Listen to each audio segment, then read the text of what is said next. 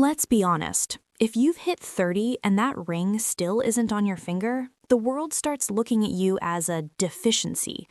Under the mask of concern for your happiness, people are actually sending you a dark coded message. Your time is running out, and soon no one will choose you. This isn't just a feeling. In sociology, it's a stigma known as Shengnu, or leftover women. Today, we are going to dissect the psychological roots of this social terror, reveal why single women are actually reporting higher well-being, and show you how to scrub your brain of this inadequacy software. Put away the sugar-coated advice. It's time for the cold, hard facts. Why do you feel this crushing weight? According to psychologist Bernice Neugarten's social clock theory, our brains perceive a survival threat when we deviate from society's normative timeline. For our primitive ancestors, being excluded from the group meant death. This is why, when you fall off time compared to your peers, your risk of depressive symptoms can spike by up to 60%. But here's the shadow truth. Many women settle for mediocre, even toxic marriages, simply to quiet that biological alarm. They aren't looking for a life partner, they're looking for a biological clock silencer. Tell me in the comments, are you searching for someone because of love or because you're terrified of being late? In the modern world, women are finally calculating the ROI, return on investment, of marriage. Let's be blunt, a career or a bank account won't cheat on you, and statistically, men are 7 times more likely to abandon a wife if she becomes seriously ill, such as with cancer. On platforms like Reddit, women over 30 are realizing that the energy they poured into the hunt for a partner would have yielded massive wealth and peace if invested in their own autonomy.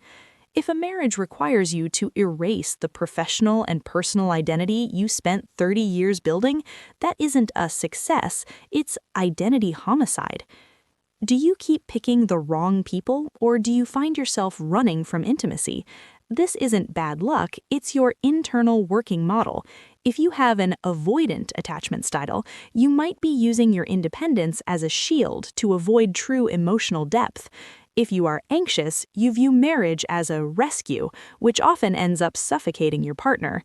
Here's your brain rewiring protocol. Stop labeling your singlehood as involuntary deprivation and start retagging it as active life design.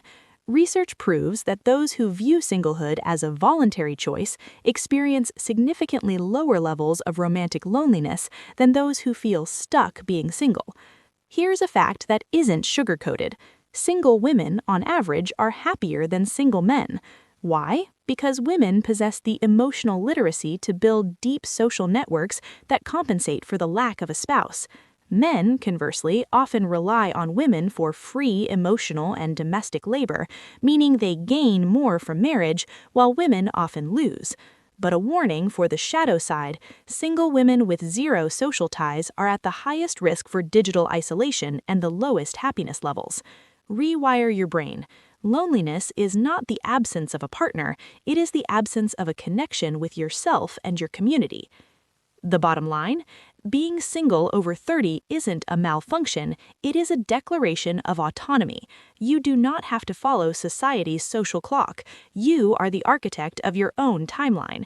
Now, I want you to drop a comment below with the most annoying "why aren't you married?" question you've ever been asked, and the blunt answer you actually wanted to give.